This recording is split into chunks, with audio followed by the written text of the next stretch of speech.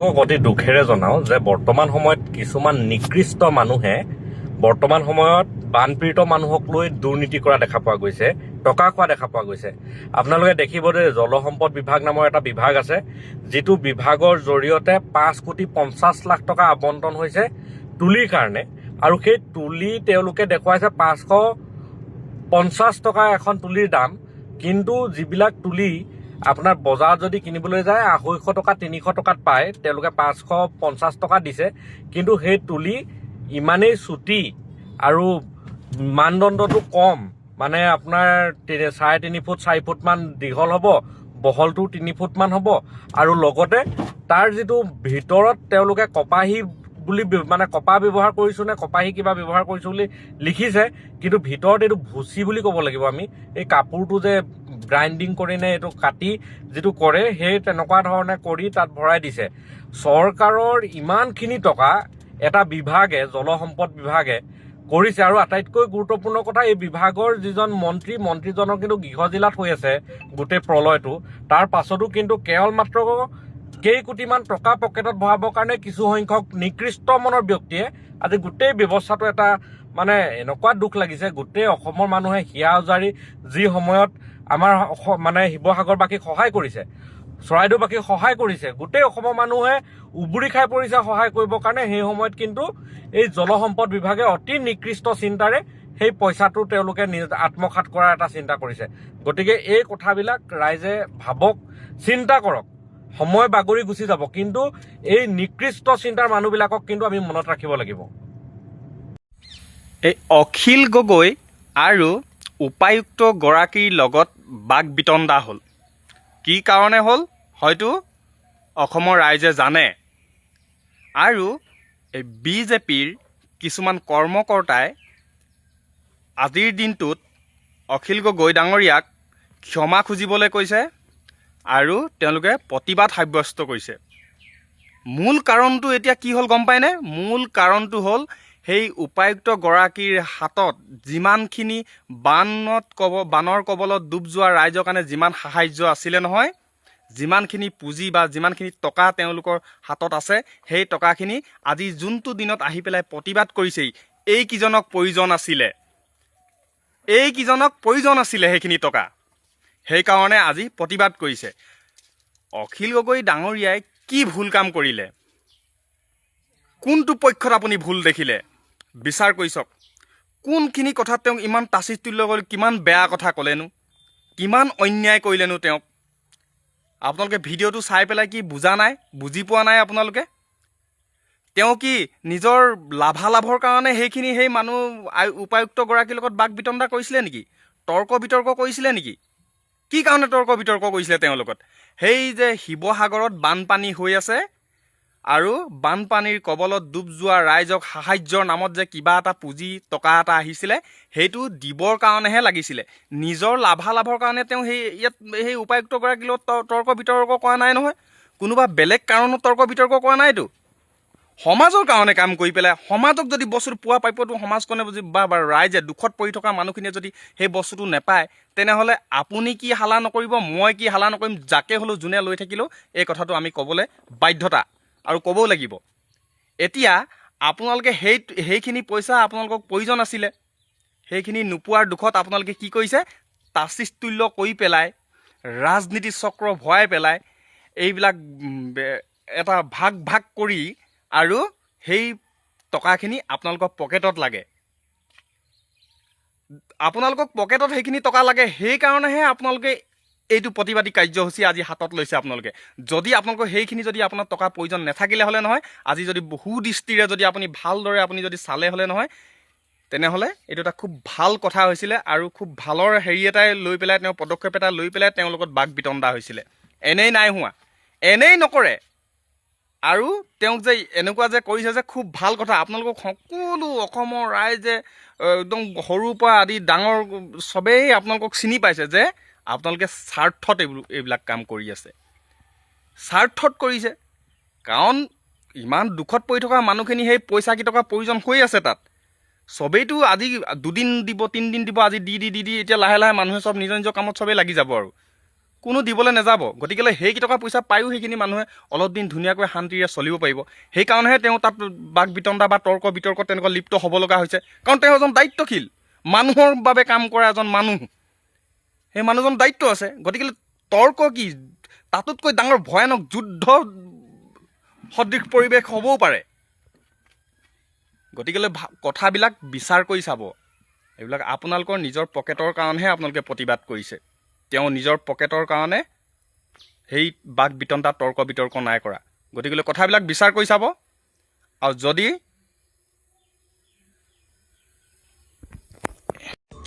বাঘে ধৰি থৈছে নহয় এতিয়া মুখ্যমন্ত্ৰী হ'লে কি হ'ব, হয় নহয়? নিজৰ চৰকাৰ, আমি পাতিছোঁ চৰকাৰ, গতিকে আমিতো কমেই। তাতে মুখ্যমন্ত্ৰী আকৌ স্বয়ং নিজে আকৌ সকলোৰে মামা ভাগিনহঁত কিমান আছে, সেই ভাগিনহঁতৰ লগত বাৰু এনেকুৱা কৰে নেকি? আচলতে মামাৰ গাত দুখ নাই। এই যাক কামকেইটা দিছিলে এইকেইটা বদমাছ, মানে মামাক গোটেই মানে বৰবাদ কৰিবলৈ সিহঁতে উঠি পৰি লাগিছে। এতিয়া ভাগিনহঁত অসন্তুষ্ট, গতিকে ভাগিনতে ভিডিঅ' বনাবই, নবনাব জানো? এয়া কিমান ধুনীয়াকৈ দেখাইছে চাওক।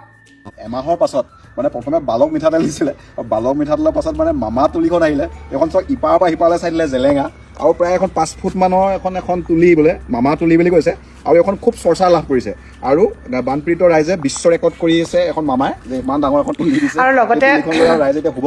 অখিল গগৈ ডাঙৰীয়া, তেওঁৰ কথা কি ক'ম, তেওঁতো একদম ক'বই ন, যি সঁচা তেওঁ নোকোৱাকৈ কেতিয়াও নোৱাৰে, কাৰোলৈ ভয় নকৰে। গতিকে তেওঁ একদম ধুনীয়াকৈ নামেই দি দিলে, কি বোলে মামা তুলি, মামা আঁঠুৱা। শুনিছে চাগে চবেই কথাখিনি, তথাপি এবাৰ শুনি লওক। বাপেৰৰ মুখটো দিছে, ধেমালি পাইছে ন?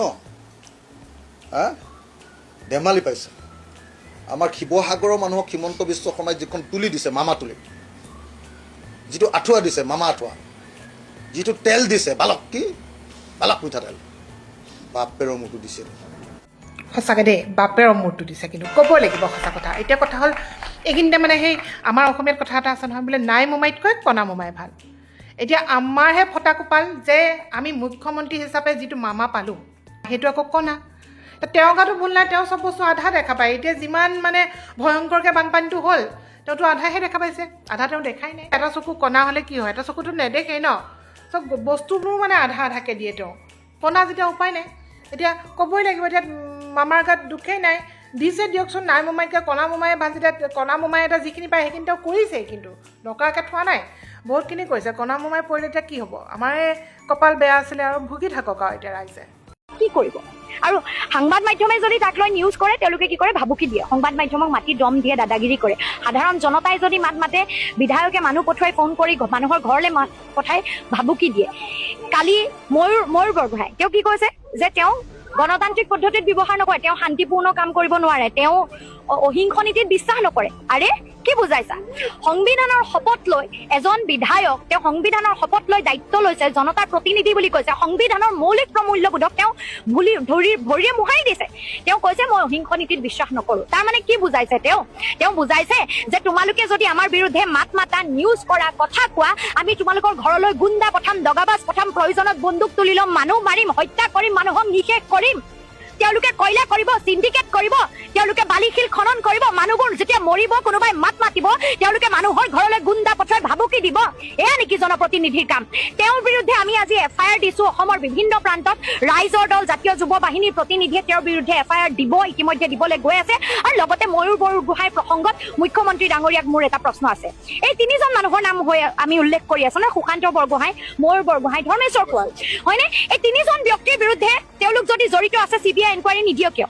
জড়িত আছে নে নাই গম পাব লাগিবতো। ৰাইজে প্ৰশ্ন উঠিছে, CBI এনকুৱাৰী দিয়ক। আৰু লগতে ময়ূৰ বৰগোহাঁই কালি যিটো কথা ক'লে যে তেওঁ অহিংস নীতিত বিশ্বাস নকৰে, তাৰ মানে কি বুজাইছে? গুপ্ত হত্যাৰ দৰে এক ঘটনা তেওঁ আৰম্ভ কৰিব, গুপ্ত হত্যাৰ পিৰিয়ড সৃষ্টি কৰিব।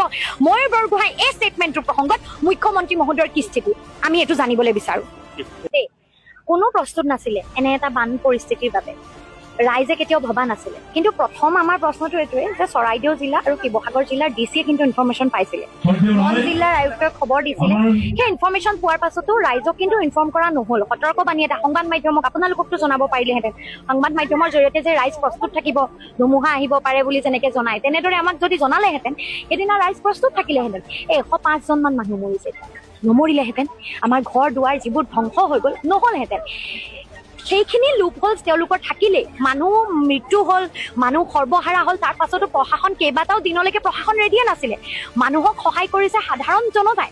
অসমৰ বিভিন্ন প্ৰান্ত, আনকি ভাৰতবৰ্ষৰ বিভিন্ন প্ৰান্তৰ ৰাইজ আহি, ইনফ্লুৱেঞ্চাৰ, ছ'চিয়েল মিডিয়া, বেলেগ বেলেগ সাধাৰণ ৰাইজ, NGO মিলি মানুহক উদ্ধাৰ কৰিছে। প্ৰশাসনে একোডাল কৰা নাই।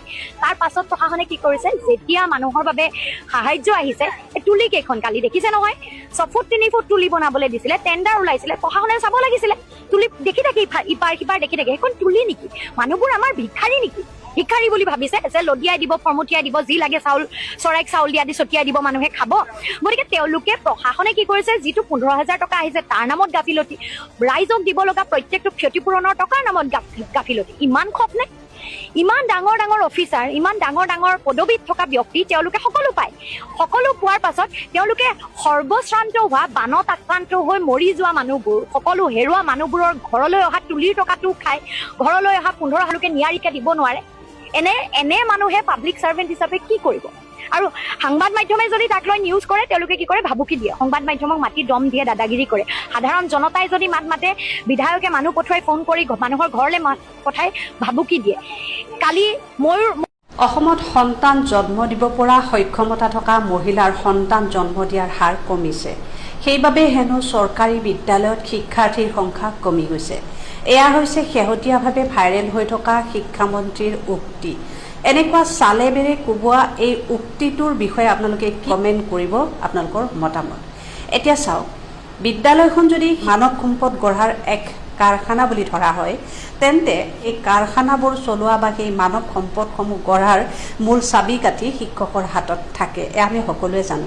এতিয়া শিক্ষকক নিযুক্তি দিয়া হয় এখন বিদ্যালয়ত সন্তানক মানৱ সম্পদ গঢ়াৰ বাবে, মানৱ সম্পদ গঢ়ি তুলিবৰ বাবে, তেওঁলোকক বিভিন্ন জ্ঞান দিবৰ বাবে, জ্ঞানৰ পোহৰ দি সমাজত এজন সুস্থ সবল নাগৰিক হিচাপে গঢ়ি তুলিবৰ বাবে এই সকলোখিনি চাবিকাঠি এজন শিক্ষকৰ হাতত থাকে। গতিকে সেই শিক্ষকজনক বিদ্যালয়খনত অকল নিযুক্তি দিয়াৰ দায়িত্বতে চৰকাৰে দায়িত্ব সামৰি থ'ব নালাগে। সেই শিক্ষকজনক মানসিক পৰিস্থিতি, মানসিক সুস্থতা, তাৰ ওপৰতো আমাৰ চৰকাৰে গুৰুত্ব দিয়াটো খুবেই দৰকাৰ বুলি মই ভাবোঁ। এজন শিক্ষক যেতিয়া শিক্ষক হিচাপে এখন বিদ্যালয়ত নিযুক্তি হয়, তেতিয়া সেই শিক্ষকজনক মানসিক পৰিস্থিতিটো যদি আমি বুজি আৰু বেছি উৎসাহিত কৰিব পাৰোঁ, তেতিয়া মই ভাবোঁ আমাৰ সমাজত সেই বিদ্যাৰ্থীসকলক, শিক্ষাৰ্থীসকলক উপযুক্ত শিক্ষাৰে শিক্ষিত কৰি আমাৰ সন্তানসকলক নিশ্চয় এজন ভৱিষ্যতৰ সুনাগৰিক হিচাপে গঢ়ি তুলিব পাৰিব।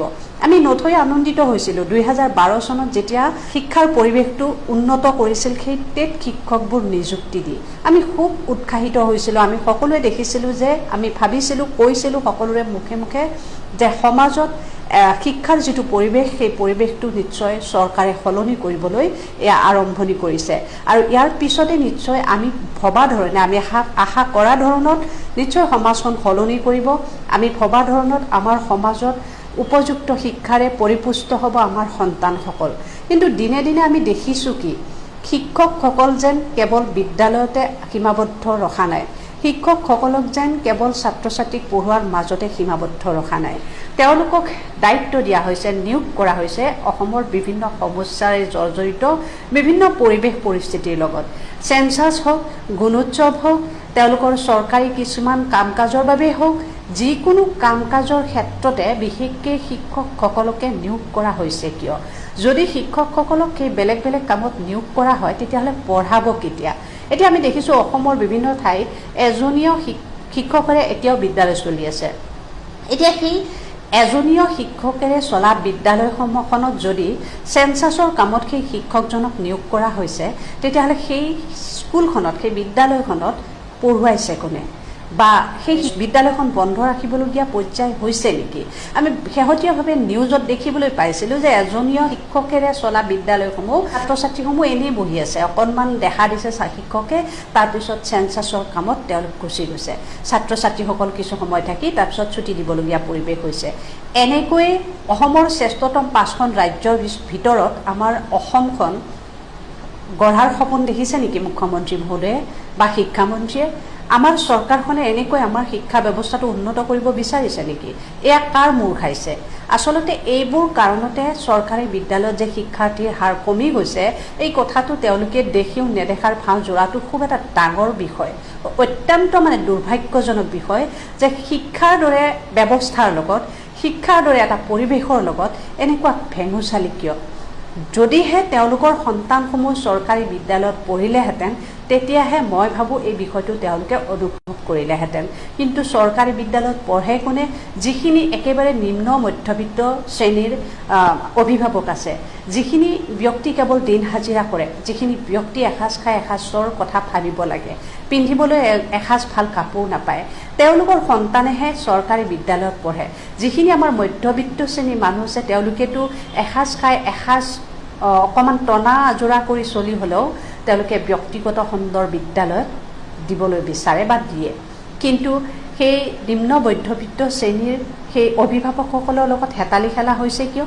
তেওঁলোকৰ ছাত্ৰ ছাত্ৰী, তেওঁলোকৰ সন্তান ডাক্তৰ ইঞ্জিনিয়াৰ হ'ব নালাগে, তেওঁলোকৰ সন্তান উচ্চ পদত চাকৰি কৰিব নালাগে, তেওঁলোকৰ সন্তান ভৱিষ্যতে এজন সুনাগৰিক কৰি গঢ়ি তোলাৰ দায়িত্ব অসম চৰকাৰৰ নাই? যদি আছে, তেন্তে শিক্ষা ব্যৱস্থাটোৰ লগত এনেকুৱা হেতালি খেলিছে কিয়? দেখিছোঁ অসমৰ বিভিন্ন ঠাইত, বিভিন্ন দেশত শিক্ষকক পৰ্যাপ্ত পৰিমাণে সন্মান দিয়া হয়। তেতিয়াহ'লে আমাৰ অসমত শিক্ষকক ইমান তল শ্ৰেণীৰ, তল খাপৰ মানুহ বুলি গণ্য কৰা হয় কিয়? যদি তল খাপৰ মানুহ বুলি গণ্য কৰা হোৱা নাই, তেন্তে বিভিন্ন সমস্যাৰে জৰ্জৰিত কৰি পেলাইছে কিয় অসমৰ এই শিক্ষা ব্যৱস্থাটো? গতিকে মই ভাবোঁ অসমখনক শিক্ষাৰ ক্ষেত্ৰত অধিক উন্নত কৰিবৰ বাবে শিক্ষকক যিবোৰ দায়িত্ব অৰ্পণ কৰা হয়, তেওঁলোকক সেই দায়িত্বৰ পৰা আঁতৰ কৰিব লাগিব। তেওঁলোকক বিদ্যালয়ত পঢ়ুৱাবৰ বাবে নিযুক্তি দিছে, মই ভাবোঁ তেওঁলোকক বিদ্যালয়ত পঢ়ুৱাৰ কামতে নিয়োগ কৰক। তেওঁলোকক অযথা কিছুমান হাৰাশাস্তি দি, অধিক মানসিক চাপ জাপি দি, অধিক কামত নিয়োগ কৰি ছাত্ৰ ছাত্ৰীসকলৰ মূৰ খোৱা কাম যাতে অসম চৰকাৰে নকৰে। আৰু তেওঁলোকে জনা উচিত, তেওঁলোকে ভবা উচিত, এইবোৰ কাৰণতে যে ড্ৰপ আউটৰ নিচিনা সমস্যা দেখা দিছে, এইবোৰ কাৰণতে যে চৰকাৰী বিদ্যালয়ত সন্তানসকলক নপঢ়োৱা হৈছে, এইবোৰ কাৰণতে যে চৰকাৰী বিদ্যালয়ৰ পৰা ছাত্ৰ ছাত্ৰীৰ হাৰ কমি গৈছে, এই কথাবোৰ চৰকাৰে জনা উচিত, শিক্ষামন্ত্ৰীয়ে জনা উচিত। যেতিয়ালৈকে তেওঁলোকে এই কথাবোৰ বুজি নাপাব, তেতিয়ালৈকে কিন্তু অসমৰ শিক্ষা ব্যৱস্থা আমি উন্নত আশা কৰাটো আমাৰ মূৰ্খামি হ'ব। আৰু যেতিয়ালৈকে উপযুক্ত পৰিমাণে শিক্ষকক সন্মান দিয়া নহ'ব, তেতিয়ালৈকে কিন্তু শিক্ষা ব্যৱস্থা উন্নত আশা কৰাটো আমাৰ অধিক মূৰ্খামি। যিসকলে এজাহাৰ দিছে তেওঁলোকে আৰু অহিংসা নীতিত বিশ্বাস নকৰে। ডিচিৰ চেম্বাৰত গৈ ডিচি চেম্বাৰ ভাঙিবলৈ যায়, ডিচিৰ চেম্বাৰ ভাঙিবলৈ যায়। অফিচাৰকতো তেওঁলোকে, যিসকলে এজাহাৰ দিছে, অফিচাৰক তেওঁলোকে মানুহ বুলি নাভাবি। ময়ূৰ বৰগোহাঁয়ে কাকো পাৰ্চনেলি থ্ৰেটেন কৰা নাই। যিসকলে এজাহাৰ দিছে তেওঁলোকেতো পাৰ্চনেলি থ্ৰেটেন কৰে। তেওঁতো এইটো নিচা পেচা সকলো। অখিল গগৈ ডাঙৰীয়াৰ ধৰ্ণা, ধৰ্মঘট, আন্দোলন, নিচা পেচা সকলো। আন্দোলন নকৰিলে তেওঁৰ মনটো বেয়া লাগে, আন্দোলন নকৰিলে তেখেতৰ মনটো বেয়া লাগে। গতিকে এইবাৰ সুবিধা পাইছে, আন্দোলন কৰিছে যিমানে। মই নাজানো, বেয়া কথা যদি হৈছে, অত্যন্ত মই নাজানো হৈছে যদি অত্যন্ত বেয়া কথা। কঠোৰ ভাষাৰে গৰিহণা দিছোঁ, পুলিচে নিশ্চয়কৈ উচিত ব্যৱস্থা। এটেনশ্যন সুশান্ত বৰগোহাঁই ডাঙৰীয়া, সুশান্ত বৰগোহাঁই ডাঙৰীয়া, আমি সুধিব খুজিছোঁ, আপুনি বানপীড়িতৰ নামত 5,50,00,000 টকাৰ তুলি দিয়াৰ নামতো যি ধৰণে কমিশ্যন খাই কুকুৰ মেকুৰী শুব পৰা এখন তুলি দিছে, আপোনাৰ লাজ লাগিছেনে নাই? আপোনাৰ লাজ লাগিছেনে নাই? সুশান্ত বৰগোহাঁই ডাঙৰীয়া, আপোনাৰ নিজৰ সমষ্টিটো পানী সোমাইছে, আৰু নিজৰ সমষ্টিটো পানী সোমোৱাৰ পিছত আপোনালোকে যিখন তুলি দিছে, যিখন কেঁথা দিছে, সেইখন কুকুৰ মেকুৰী শুব পৰাহে যোগ্য এখন তুলি দিছে। অত্যন্ত গৰিহণাৰ যোগ্য কথা, অত্যন্ত দুৰ্ভাগ্যজনক কথা যে জলসম্পদ মন্ত্ৰী, কমিশ্যন খোৱা দালাল সুশান্ত বৰগোহাঁই ডাঙৰীয়াই যি ধৰণে বানপীড়িত জনগণক প্ৰতাৰণা কৰিছে, কমিশ্যন খাইছে, ইয়াতকৈ আৰু দুখজনক, ইয়াতকৈ আৰু পৰিতাপৰ কথা থাকিব নোৱাৰে। এই দালালবিলাকৰ কাৰণে চৰকাৰী ধনবিলাক অপচয় হৈছে। কেৱল কমিশ্যন নিজৰ সম্পত্তি নিজৰ ধন টকা পইচা ধান্দাৰ কাৰণে এনেকুৱা ধৰণৰ ফটুৱা কমিশ্যন খোৱা দালালি ফণ্ড মন্ত্ৰীবিলাকক ৰাইজে 100 কণী 180 কণী দিবৰ কাৰণে সাজু হ'বলৈ আহ্বান জনাইছোঁ। চাওক, যোৱাকালি যিটো আমাৰ নাজিৰা বিধায়ক ময়ূৰ বৰগোহাঁই ডাঙৰীয়াই যিটো দি আছে যে এটা তেওঁ উচতনিমূলক কথা কৈ আছে যে আমি হিংসাৰ জৰিয়তেহে কাম কৰিম, এইটো আমি সম্পূৰ্ণ তেওঁক আমি ধিক্কাৰ জনাইছোঁ। কাৰণ 19 তাৰিখৰ পৰা আমি দেখি আহিছোঁ যে আমাৰ বিধায়ক মহোদয়ে যিখিনি কষ্ট কৰি শিৱসাগৰ বানপীড়িত ৰাইজৰ কাৰণে তেওঁ যিখিনি কষ্ট কৰিছে সেইখিনি আমি প্ৰত্যেকেই 19 তাৰিখৰ পৰা দেখি আহিছোঁ। তেওঁ পানীত নামি ঘৰে ঘৰে প্ৰত্যেকৰ ঘৰে ঘৰে তেওঁ সাহায্য আগবঢ়াইছে আৰু প্ৰত্যেককে তেওঁতো এনেকুৱা কৰিছে যে তেওঁ তাত যিখিনি মানুহ মানে মানুহৰ ঘৰত বন্দী হৈ আছিল, যিটো সময়ত তেওঁলোক ওলাই আহিব নোৱাৰে, বৃদ্ধ বনিতা, সেই সকলোকে তেওঁ নিজে চকীত বান্ধি তেওঁ চকীত লৈ ধুনীয়াকৈ তেওঁ লৈ আহি ৰাস্তালৈ লৈ আহিছে। ইমানখিনি তেখেতে কৰিছে। তাত আকৌ বিজেপিৰ কিছুমান নেতাপালি নেতাই, আৰু কালিও আমি শুনিছোঁ যে অকল ময়ূৰ বৰগোহাঁই ডাঙৰীয়া নহয়, বিজেপিৰ যিজন সভাপতি বিতুপন ৰায়দঙীয়া ডাঙৰীয়াই কৈছে যে আমি খাৰু পিন্ধি থকা নাই। তাৰ অৰ্থটো কি? খাৰু পিন্ধি থকা নাই মানে তাৰ অৰ্থ কি? মহিলাক বুজাইছে নেকি? খাৰু পিন্ধি থকা মানে মহিলাক বুজায়। মহিলাক তেওঁ দুৰ্বল বুলি ভাবিছে নেকি? খাৰু পিন্ধি থাকিলে যে দুৰ্বল, সেই কথাটো কাক মিনিং কৰিছে? তাৰমানে তেওঁলোকে মহিলাক দুৰ্বল বুলি ভাবিছে। এইটো তেওঁ বিজেপি যিজন সভাপতি তেখেতে এই কথাটো কালি দেখা গৈছে আৰু তেখেতে কৈছে যে আমাৰ বুথৰ মহিলাৰ 2টা চৰে অখিল গগৈ ডাঙৰীয়াৰ কাৰণে যথেষ্ট। আমি তেখেতকো সকীয়াই দিব বিচাৰিছোঁ। ৰাইজৰ দলতো আমাৰ জাতীয় নাৰী বাহিনী বুলি এটা আমাৰ শক্তি আছে, মহিলা শক্তি আছে, আৰু সেই জাতীয় নাৰী বাহিনীও কম নহয়। কিন্তু তেখেতলোকে যেতিয়া সেইটো কথা কয়, আমিও তেখেতলোকক সকীয়াই দিব বিচাৰিছোঁ যে আমিও কম নহয়। তেখেতলোকৰ মহিলাৰ সেই কথাটো যেতিয়া বিজেপিৰ এজন সভাপতিয়ে কৈছে, আমিও তেখেতলোকক তেওঁ সেই কথাটো যে ক'ব নালাগে, আৰু সেই বস্তুটো হিংসাত্মক, সেইটো এটা হিংসাত্মক কথা। যিটো ময়ূৰ বৰগোহাঁই ডাঙৰীয়াই যেনেধৰণে কৈছে, বিজেপিৰ সভাপতিজনৰো মন্তব্যটো হিংসাত্মক। গতিকে যাতে আমাৰ শিৱসাগৰৰ যিটো মানে সম্প্ৰীতি, যিটো যি দলৰে নহওক আমি সকলো একেলগে আছোঁ, একেলগে সম্প্ৰীতিয়ে মিলাপ্ৰীতি হৈ আছোঁ, আৰু সেই সম্প্ৰীতিত যাতে তেওঁলোকৰ মূল বিষয়ববীয়াবিলাকে উচতনি দি নাথাকে, তাক আমি আমাৰ জাতীয় নাৰী বাহিনীৰ পৰা তেওঁলোকক অনুৰোধ জনাইছোঁ আৰু তেওঁলোকক সকীয়াই দিছোঁ যে ভৱিষ্যতে তেওঁলোকে যাতে এনেধৰণৰ বাক্য মুখৰ পৰা নুলিয়ায়। প্ৰত্যেকজন অসমীয়া ঘৰৰ পৰা এজন প্ৰণৱ দলে কিন্তু সৃষ্টি হ'ব যদি হিমন্ত বিশ্ব শৰ্মা ডাঙৰীয়াই এই কাম কাজবোৰ বন্ধ নকৰে। মুখ্যমন্ত্ৰী ডাঙৰীয়াই নিজকে অসমীয়া বুলি ক'বলৈ লাজ পাব। তেখেতে গম পাইছেনে নাই যে তেখেতৰ নাম ইতিহাসত কলা আখৰেৰে লিখা যাব। যেতিয়া আহি থকা প্ৰজন্মই পঢ়িব যে আমাৰ অসমতো এজন মুখ্যমন্ত্ৰী আছিলে, তেখেতৰ নাম হিমন্ত বিশ্ব শৰ্মা ডাঙৰীয়া আছিলে, আৰু তেখেতে যিসকল অসমীয়া ব্যক্তিয়ে সঁচা অৰ্থত অসমীয়া জাতিটোক বচাবৰ কাৰণে সংগ্ৰাম কৰিছিলে, তেখেতসকলক NSA দৰে আইন লগাই পেলাই কৰাৰ উদ্যোগ। আপোনাৰ দল হ'ব তেওঁলোকক NSA লগাবৰ কাৰণে। আপুনি যে কৈছে আপুনি অসমীয়া প্ৰেমী হৈ যদি সেইসকল ব্যক্তিক এৰেষ্ট কৰি দেখাওক, যিসকলৰ কাৰণে আজি আপাৰ আছামৰ হাজাৰ হাজাৰ ব্যক্তিয়ে নিজৰ ঘৰ হেৰুৱাবলগীয়া হ'ল। তেখেতে অসমখনক আদানী আৰু আম্বানী লেণ্ড কৰি দিয়াই ভাল বুলি ভাবোঁ। কাৰণ তেখেতে কি কৰিছে, এই খিলঞ্জীয়া ৰাইজসকলৰ মাটি কাঢ়ি পেলাই এইসকল বনিয়া গোষ্ঠীক আচলতে তেখেতে পানীৰ দামত এই মাটিবোৰ দি দিছে, দানত দিছে। আচলতে হয় কাজিৰঙা কিহৰ বাবে জনা যায়? কাজিৰঙা এশিঙীয়া গড়ৰ বাবে জনা যায়। তাৰ যিটো ক্লাইমেটিক কণ্ডিশ্যন, সেই ক্লাইমেটিক কণ্ডিশ্যনটো উপভোগ কৰিবলৈ আচলতে দেশ বিদেশৰ বা পৰ্যটক আহে। যদি কাজিৰঙাৰ 5-star হোটেল হয়, ওখ ওখ বিল্ডিং থাকে, তেতিয়া এই গড়, বাঘ, তাতে থকা বিভিন্ন জীৱ জন্তু এইসমূহ ক'ত যাব? তো মানুহ কি বিল্ডিং চাবলৈ আহিব? অসমতকৈ ডাঙৰ ডাঙৰ বিল্ডিং বোম্বে আৰু দিল্লীত আছে। বোম্বে আৰু দিল্লীত যাব, অসমলৈ কিয় আহিব?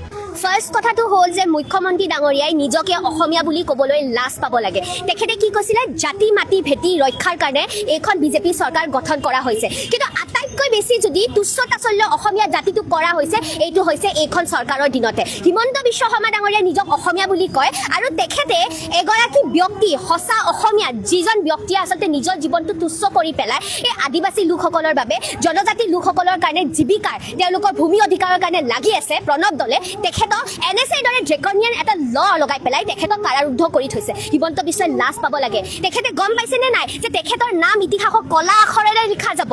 যেতিয়া আহি থকা প্ৰজন্মই পঢ়িব যে আমাৰ অসমতো এজন মুখ্যমন্ত্ৰী আছিলে, তেখেতৰ নাম হিমন্ত বিশ্ব শৰ্মা ডাঙৰীয়া আছিলে, আৰু তেখেতে যিসকল অসমীয়া ব্যক্তিয়ে সঁচা অৰ্থত অসমীয়া জাতিটোক বচাবৰ কাৰণে সংগ্ৰাম কৰিছিলে, তেখেতসকলক NSA দৰে আইন লগাই পেলাই কৰাৰুদ্ধ কৰি থৈছিলে। হিমন্ত বিশ্ব শৰ্মা ডাঙৰীয়া ক'বলৈ বিচাৰিছোঁ, আপোনাৰ যদি কলিজাত দম আছে তেনেহ'লে NSA লগাওক, যিসকল ব্যক্তিৰ নাম আচলতে কয়লা চিণ্ডিকেটৰ নামত হাঙুৰ খাইছে। আপোনাৰ দল হ'ব তেওঁলোকক NSA লগাবৰ কাৰণে। আপুনি যে কৈছে আপুনি অসমীয়া প্ৰেমী প্ৰেমী হৈ যদি সেইসকল ব্যক্তিক এৰেষ্ট কৰি দেখাওক, যিসকলৰ কাৰণে আজি আপাৰ আছামৰ হাজাৰ হাজাৰ ব্যক্তিয়ে নিজৰ ঘৰ হেৰুৱাবলগীয়া হৈছে, হাজাৰ হাজাৰ ব্যক্তিয়ে আচলতে মৃত্যুক সাৱটি ল'বলগীয়া হৈছে। সেইসকল ব্যক্তিক বিচাৰি ওলাওক, যাৰ বাবে আজি আপাৰ আছামৰ ব্যক্তিসকল বানপানীত বকাই আছে। আপোনাৰ সাহস হ'বনে? আৰু মই হিমন্ত বিশ্ব শৰ্মা ডাঙৰীয়াক ক'বলৈ বিচাৰিছোঁ, তেখেতে অসমখনক আদানী আৰু আম্বানী লেণ্ড কৰি দিয়াই ভাল বুলি ভাবোঁ। কাৰণ তেখেতে কি কৰিছে, এই খিলঞ্জীয়া ৰাইজসকলৰ মাটি কাঢ়ি পেলাই এইসকল বনিয়া গোষ্ঠীক আচলতে তেখেতে পানীৰ দামত এই মাটিবোৰ দি দিছে, দানত দিছে। আচলতে তেওঁ ডেভেলপমেণ্টৰ কথা কৈছে। হিমন্ত বিশ্ব শৰ্মা ডাঙৰীয়া, আমাক এনেকুৱা ডেভেলপমেণ্ট নালাগে যাৰ বাবে আমাৰ খিলঞ্জীয়া ৰাইজে মাটি হেৰুৱাবলগীয়া হয়। আমাক এনেকুৱা ডেভেলপমেণ্ট নালাগে যাৰ বাবে আমি কাজিৰঙা ইতিহাস হৈ যাব, যাৰ কাৰণে কাজিৰঙা ইতিহাস হৈ যাব। তেখেতে এটা খুব আচলতে মিছা বাৰ্তা বিয়পাই আছে। সেইটো হৈছে কাজিৰঙাৰ যিটো ইক' চেঞ্চিটিভ জোন, সেইটো 1 কিলোমিটাৰলৈ হ্ৰাস কৰিব বিচাৰি আছে। কাৰণ তেখেতে কৈছে যে 10 কিলোমিটাৰ হৈ থাকে।